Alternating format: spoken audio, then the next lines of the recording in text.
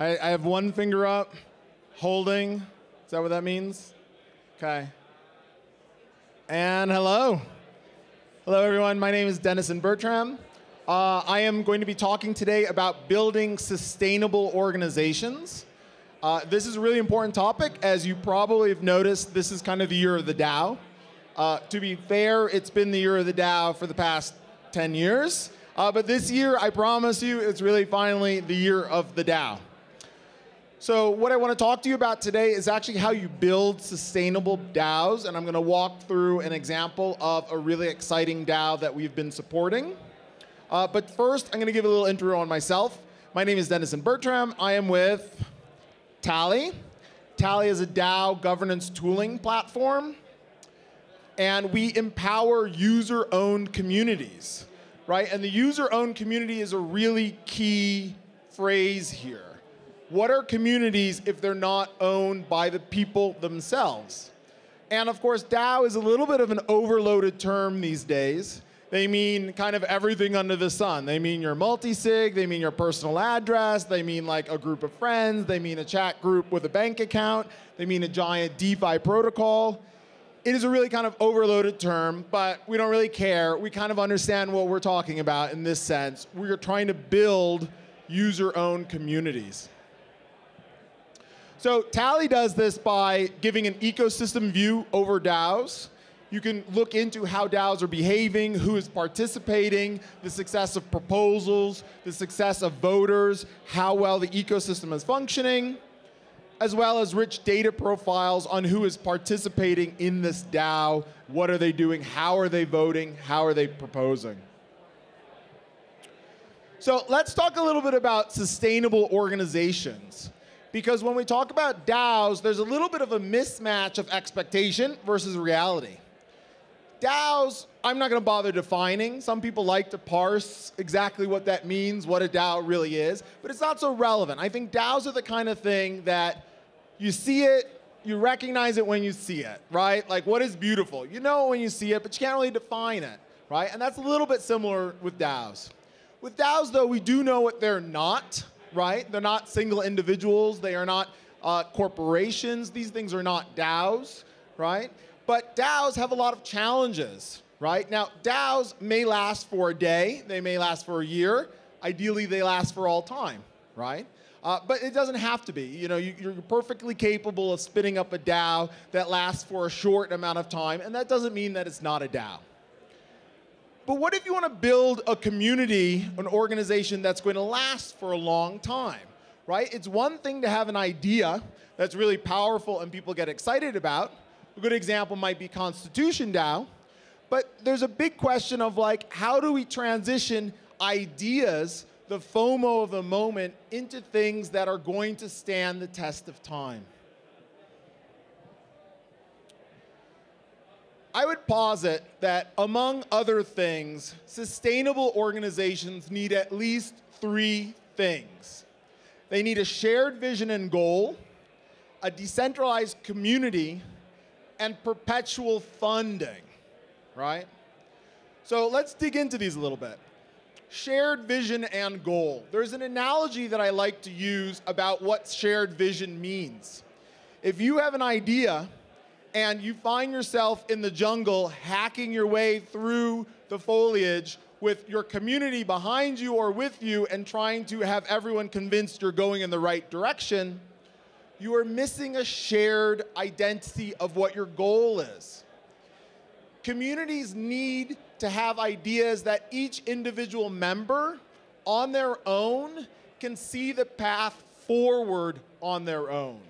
Right? A big difference between organizations that have leaders, that have people who take control and make decisions, and decentralized communities are that in decentralized communities, individuals can look at a problem, can look at an opportunity, and they can intuitively understand what is the right option for their community, right? There's some great simple examples to this, right? If you are building a DAO around your block association, right? Buying the Constitution is probably not part of your core vision statement, right? Likewise, if you are building a neighborhood community association, perhaps raising funds for a lemonade stand for the block party in August is something that's relevant to your organization.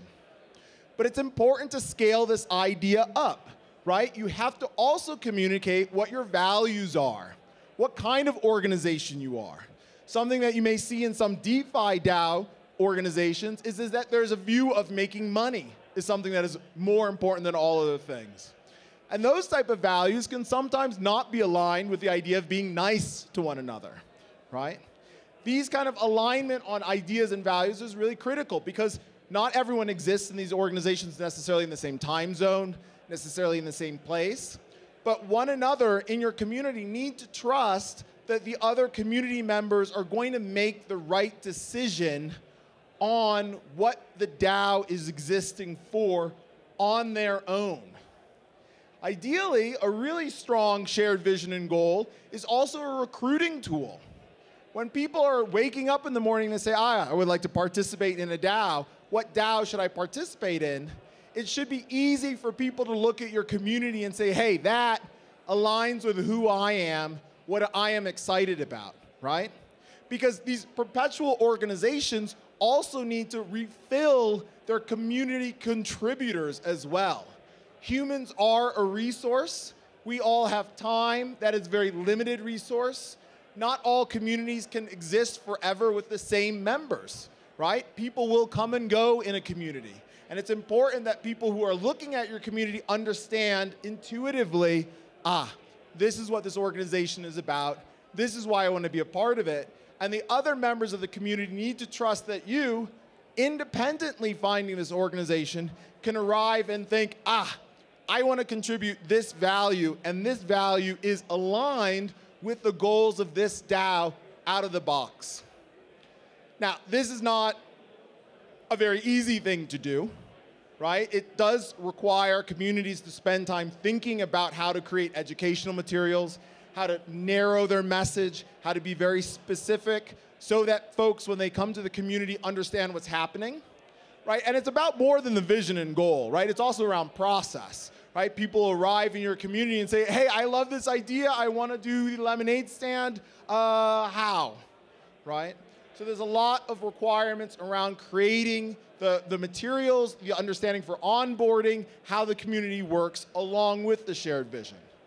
And if you think about it, how communities function is in a way what the community is about, right?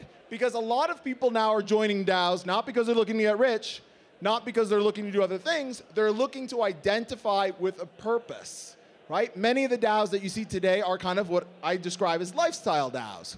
These are things that you join and you identify with. You're no longer just, oh, I am a contributor. You walk around thinking, yeah, I'm a member of this community. And when you meet other members of the community, you're excited to meet them. And you understand your shared goal and your shared purpose. So decentralized community, kind of touched on that a little bit. This is another key thing. For your community to survive, decentralization is very important.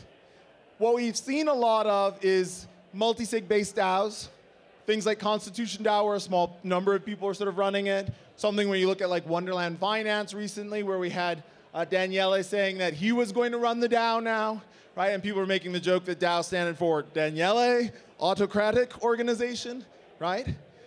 Why do communities need decentralization? Well, it depends, right? There's kind of a limit of organizational size that humans can sort of like naturally maintain. Maybe you don't need decentralization if your community is 4 people, right? Now, I'm going to argue that that organization may not be as resilient to change and resilient to time as others, but large organizations need tools to intermediate political conflicts between contributors, right? Now, we all want to assume that we're all the best interest and we're aligned on vision, but even aligned visions have a habit of focusing on the differences rather than the similarities. And in communities, political struggles will always naturally emerge. What's very important is to have decentralized mechanisms to mediate political disagreements in a way that everyone understands its function, right? You need to be sure that participants, when they do disagree, they know that there is a mechanism of final resort that will adjudicate their disagreement, and it works in a fair and transparent way. This is very important. It's easy for early contributors to feel like they own an idea because they were there first, right? And that sense of ownership can dissuade later contributors who may feel like, oh, they're just making somebody else rich, or, oh, you know, they have a great idea, but they have to ask so-and-so, right? Another big important here is tooling. You need tooling to make sure that everyone feels like they have equal access to the levers of solving disagreements. One of the things that we see with DAOs a lot is that they use the decentralized nature, smart contracts, to intermediate payments. One of the things that is very difficult is that if you are in a group of people who you've never met globally, it's very difficult to trust the understanding that you are going to be paid for your work, for your contributions, right? So having tools that support true decentralized communications and true decentralized communities is critical to building trust among community members. It is very tempting for charismatic individuals to lead people, and people give their trust in them, and no matter how good-natured they are or good-willed they are, this is not the way, right? So the final piece there is perpetual funding, right? What is perpetual funding? If you think about your community, well, let's take a step back. If you think about organizations in the real world, where do they get their funding from? Right? We mentioned before that contributors, humans, are a finite resource. Their time in this world is a finite resource. Their finite resource competes with their functional needs in life, rent, food, right? So how do these organizations fund themselves? Now, this depends a lot on the kind of organization that you have, right? If it's a DeFi protocol, maybe you have an enormous treasury that's earning money off of swaps. And that is, you know, a kind of part of how you run the organization. That's where you get your money from. But if you look at a lot of these social DAOs, the question becomes a lot murkier. If you are trying to build an organization around an idea, you kind of have to think about how that idea funds the organization. Not because you're necessarily like, oh, I just want money, so here's my great idea, here's money, but contributors have finite lifespans, and every minute that they put into this community is a minute that they don't put into earning shelter for themselves. So you do need to find a way that these organizations can survive financially. Also, the financial aspect is how these organizations can exist over time, right? If you look at Constitution DAO, had they won it, and it's not their fault that they didn't, you can only buy the Constitution once, right? And after you have that Constitution, what would have happened next? Could they have done a successful crowdfund for keep the Constitution safe in my basement? I need $50 million just to do that, right? There's a big question mark. Once you achieve your goal, now what? And in their case, buying the Constitution would have only been the first step in what would have then thus become an infinitely long amount of responsibility. But there is, of course, no financial planning around that, but that's fine, right? What we're talking about is you need to think, okay, is the idea of my community finite? Is there like one point in time that this community is building towards, and once we reach it, we're done, we dissolve? Or is my community a journey, a process that all of us take together, where we identify with one another as being on this journey together? And if so, you're gonna need to keep people fed and clothed during that process, right? So I'm gonna use an example of a DAO that I created in August, just to go through how perpetual funding, perpetual communities might work. This was very much an experiment of mine. It's called Dope Wars. And Dope Wars was an experiment of a leaderless organization that has perpetual funding and true decentralization, right? So what I did was, with Dope Wars, I made a tweet and basically said, I love loot. How many people know the Loot NFT project? Couple of hands up here. I saw Loot. If you don't know it, it was an NFT of just words, where they said like dragons, 5 minutes? All right, good, I can do that.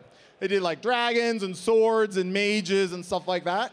I saw loot and I was like, oh, that's awesome, except for I'm not into like Dungeons and Dragons, right? So I said, let's do loot for the streets, but let's build in governance so that I am not some sort of leader of the organization. And let's make all the royalties on NFT sales go directly to the DAO, right? And it was important here. The NFT actually is a cool thing in and of itself, but really it represents membership in the Dope Boars organization. And as people get excited about the organization, they trade it as there's members who decide to leave because there's some price point that they want to exit, and there's new people who come in. And that energy of the community is what actually funds the community, right? So, launched Dope Boars. They quickly sold the NFTs on OpenSea. It was a free mint, right? The royalties from the initial energy alone raised about $500,000 for that DAO. And they instantly got to work. Now, it's on Tally, so you can manage it there. They use their DAO to intermediate payments. So you have an interesting setup here. They have a pot of money, right? $500,000. But the only way to get that money out is through community coordination. No one person can say, hey, I want the money out, right? I can't say, hey, I'm the president and CEO, I want the money out. The only way they can get the money out is if they coordinate together to do something that each of them think is cool enough that they're willing to take that money out for. So what happened? We set the norms early. One of the other norms was if you build something on Dope Boars, it's free and open to anyone. But if you build something on Dope Boars, you must contribute 5% of your profit back to the DAO. It's available to everyone, but you must contribute so that we can support other people as a community. So what happened? An artist showed up and he said, oh, I drew some pictures of what the NFTs look like. The community were like, oh, I want you to do me next. The DAO said, why don't we pay you to do everything, right? So they pay the guy $40,000 to make the NFTs. Suddenly, the NFT went from being just words to having pictures. Wow, looks a lot cooler. Suddenly, the sales activity in OpenSea picks up. People start buying and selling them more. Treasury doubles to $800,000, right? Now they have more money, and suddenly, people start showing up with all sorts of crazy ideas, right? Now, had I been CEO of Dope Boars, most of these crazy ideas, I would have said no. Somebody showed up and was like, oh, I want to make a hip-hop album. The DAO should pay me to make a hip-hop album. I would have said no, right? Like, that doesn't sound like a great idea to me. Turns out, he's the co-founder of The Source magazine. The community got really excited. They said, okay, you can do a hip-hop album, but we also want music for the video game, chip tunes for, like, the website. They made an organization together. They debated it. They agreed. They used the smart contracts to pay out decentralized in a decentralized manner. Then other people saw the activity happening and they said, oh, I want to do a newspaper. Now they have a newspaper. I want to do a TV channel. Now they have a TV channel. We want to do a documentary. Now they have a documentary in progress. We want to do an audio podcast. Now they have an audio podcast in process. At the same time, technical people showed up. This one guy, Parama, really moon math guy doing Starkware. He said, I want to build the game on Starkware layer 2. We had other people show up. We want to build these marketplaces on Optimism. Now there's an entire economy and ecosystem. And the most amazing thing here is that every time someone does something cool, it costs money. But every time they spend money, they earn more from spending that than they would have had they done anything else. So you have a community that is perpetually funding itself via spending its money, spending its reserves, right? And you can think of this idea how to apply it anywhere else, right? Now, there's one other piece here. I don't know how much time I'm going to have to get into it because there's only 2 minutes, maybe 1 minute. They have an ERC20 token, which represents the in-game currency. And when it was launched, it was given away for free to everyone, but the DAO kept none of it, right? A lot of DAOs you see have these big treasuries, which are the native token, and it's kind of money they can't spend. The Dope Boars DAO didn't have any of its own native currency. What it had to do was it had to earn it back from the community by coordinating on cool stuff. So when people build new cool things, now there's like hustlers, you can mint custom NFTs, there's swap meets, there's all these things. People have to pay in paper, in their in-game currency, and that gets acquired by the DAO. It sits there, it reduces the supply of available paper. What happens then? The value of it goes up. But it's going up without some weird pump and dump economics. It's going up without any VC investment. In fact, the community is extremely against VC investment. They want to do everything themselves. But they're naturally raising the value of their economy by spending money and doing cool shit, right? So I'm gonna have to rush this to the end. I kind of talked about this. Basically, the idea that I want to leave you behind here is that if you're building communities, make sure you set the norms early, make sure they're strong. If you are the one creating it, that you abide by those rules, that you set it up so that you cannot change your mind later and say, I changed my mind, now it's my DAO, right? You want to set up mechanisms by which the community can fund itself by doing cool, exciting things. In this case, we believe strongly in NFT membership. DAOs are a great mechanism because the buying and sales of membership is an opportunity for the DAO to earn money on that volatility. And the volatility happens because people are excited. So you have finally this economic mechanism where you can translate excitement directly into perpetual funding for your community. And I think that's all the time I have.